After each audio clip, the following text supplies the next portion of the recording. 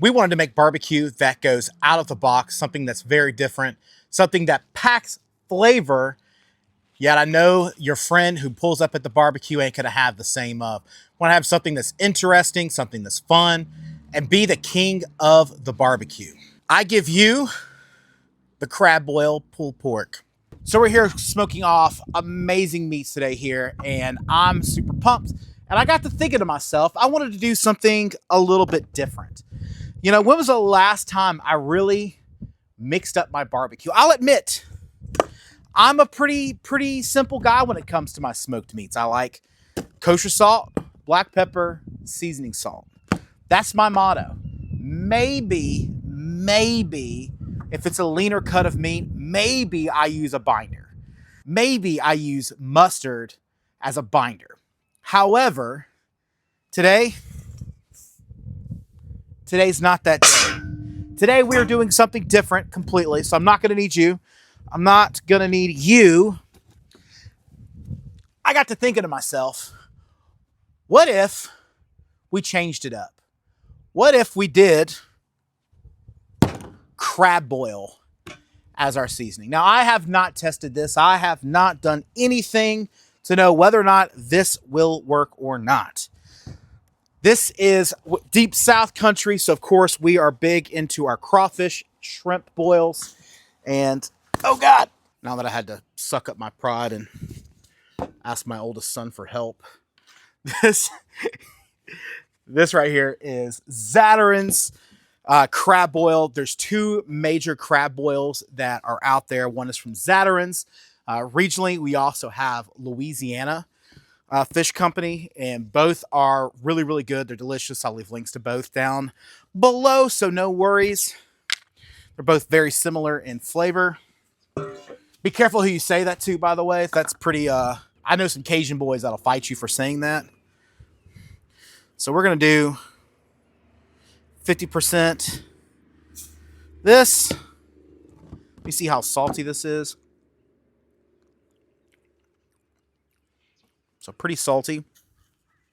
Ooh, that's got that heat on it too. If this turns out good, it was my idea.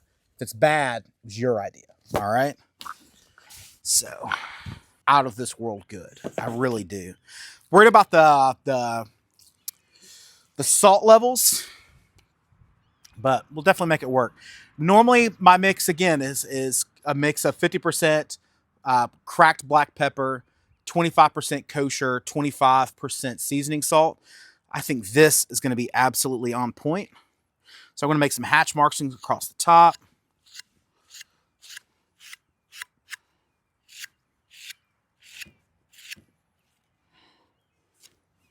Get out of here. Get.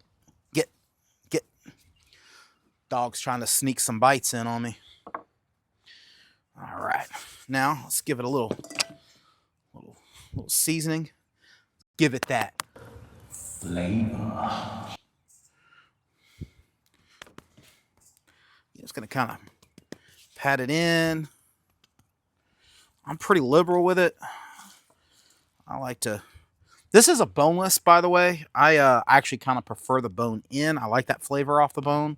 Fortunately, my local butcher did not have any of that available. But this is 100% Duroc, which I'm really excited about. Again, I like breed-specific foods. I believe that each breed brings something special into the food. So when you understand your breeds of pigs or cows or even catfish, they each kind of have different textures.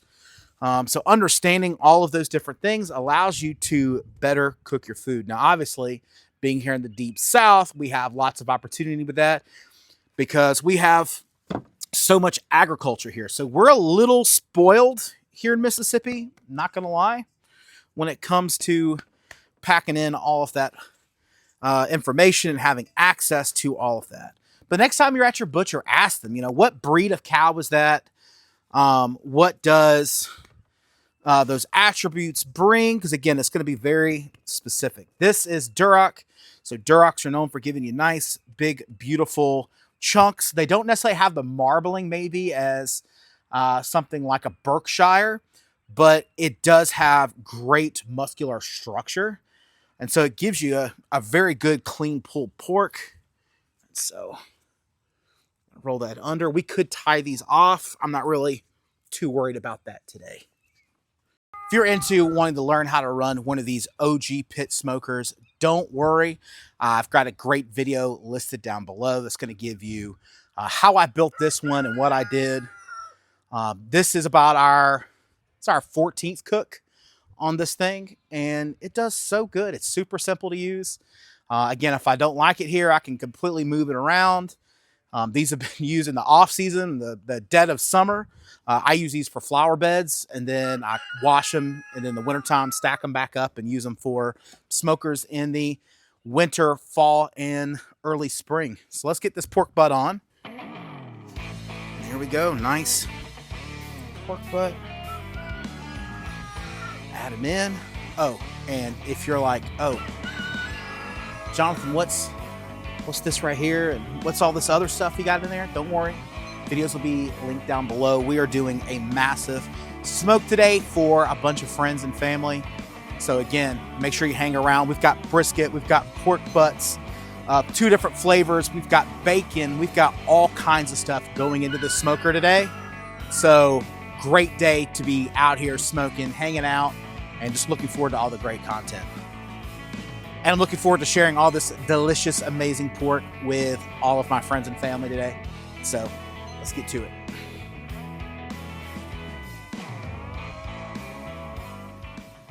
So it's been 4 hours since we started this process. We got amazing pork belly. We got some pork butts. One is traditional Texas style. The other one is our Louisiana style with Zatarain's crab boil as the main salt flavoring.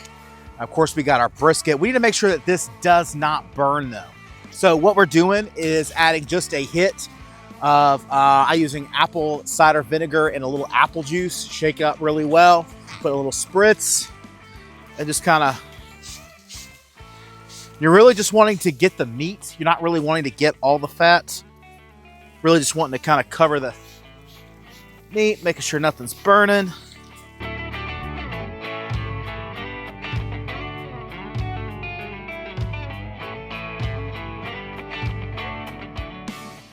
We're setting them ready to go. So we have spritzed them up. They're ready to go.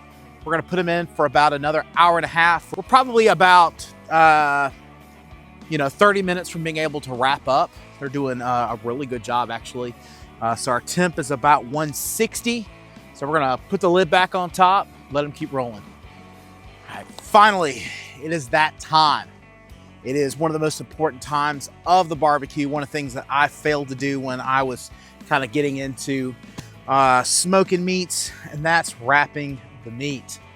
So we've got, again, our 2 pork butts that are Texas style. We got one that is Cajun style with some Zatarain's crab boil. So we're gonna pull these out, wrap these up in foil, and sit them back in here until we get an internal temperature of 250. When these bad boys hit 250, they will just shred down. There's no need for a fork. I mean, you can, if you have bone in, they'll even, the bone will literally pull right out. If you leave it unwrapped, what it ultimately ends up happening is one, you get too much smoke flavor. I think there's a certain point where it's time to cut it off because it can get bitter. Number 2, we have what's called the stall. The stall is essentially the meat is going to get to a certain point to 200 degrees, and then it struggles to get to that 250. By wrapping it, we're going to be able to encapsulate all of that heat and energy and be able to force it over that hump to get it to the temperature that we want.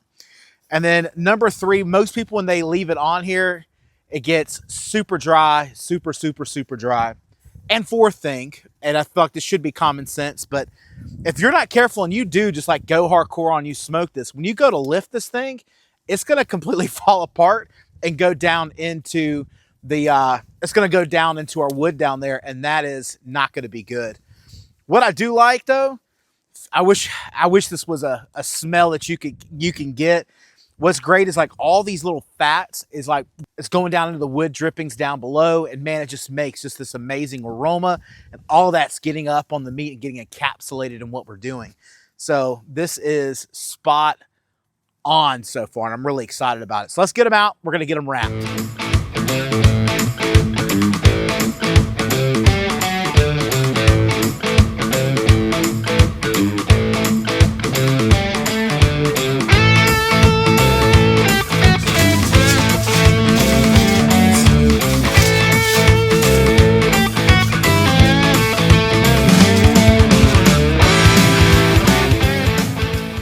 Now, I could just wrap this up as is, but that's not really my style. Remember, I don't know if you watched some of the other videos, but I've had smoked tallow going over to the side.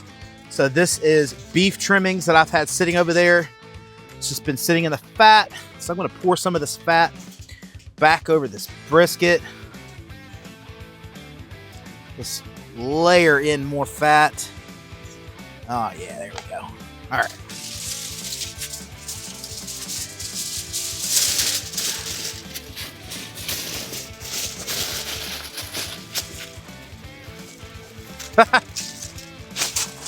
Got to pull that bad boy out.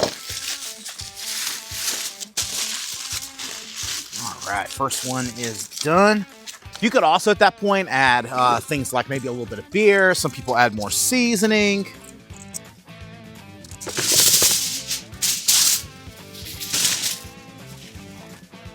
It's kind of your last moment to kind of inject some flavor. So again, having some smoked tallow that I have left over from all the trimmings and stuff is a perfect addition to these to get them to the flavor profile that I want.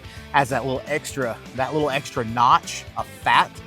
Fat equals flavor. You know, we kind of look at fat as if it's this big negative thing. But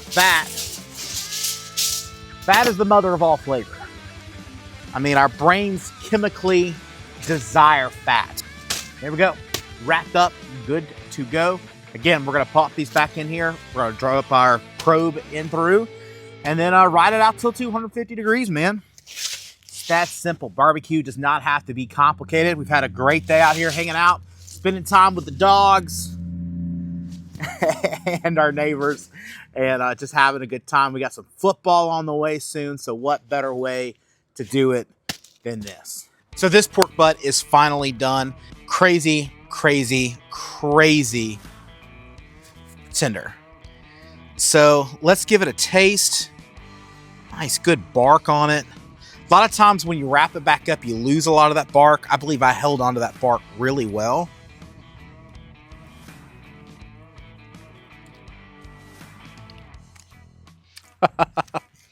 You know, that crab boil actually kind of comes through really well. It is missing just a little sodium, so maybe the next time I try to do that little trick, I add just a little bit of kosher salt to the mix as well. What I like about this mix as well, it's got a little bit of heat to it, not just from the black pepper, but from that crab oil mix. You could also upgrade it to both Louisiana and Zatarain's have what they call fire mix, which is like a super spicy crab oil mix. You know, down here for crawfish, down here in South Mississippi and Louisiana, that stuff is like gold. I mean, you put it on anything from French fries to your crawfish. It is absolutely delicious. So I might spice it up next time and be tempted to do that. But I mean, it's just so tender to work on. I mean, it does not get more tender than this. Doing videos like these are a lot of fun because you kind of get to play around, do something a little different. I know it's like messy on the table, and that's kind of what experimenting with food is all about. Getting a little messy, doing something a little out of the box. If you want to see more though of out of the box and fun barbecuing, or maybe you're learning how to do the basics, we've got some great cooking tutorials on smoky meats. Check out over here on this side, we're going to have videos for you of other meats that we have either put through the smoker or grilled outside. If you look over here, just as important as this meat is, here in the South, this is only 50% of the work. The other 50% is super important, is the sides. You gotta have the right sides that go with this, and they gotta be done right. There's a reason why it's always the little old grandmas and the aunties that get to make the sides, because they are so incredibly important that they don't even trust us men to do it. So I've got great videos to show you how to make all the amazing soul food sides to go with these pulled pork sandwiches. I'm super excited about it. Thank you so much for being here. My name is Jonathan Boyd. This is Deep South Foodies. And if you've not yet, make sure you click on one of these two videos, a little choose your own adventure here, to make sure you have everything you need for a great barbecue. If you have any questions, there's links in the descriptions down below for all the recipes that we used and all the tools that we used to make this. We'll see you next time here on Deep South Foodies.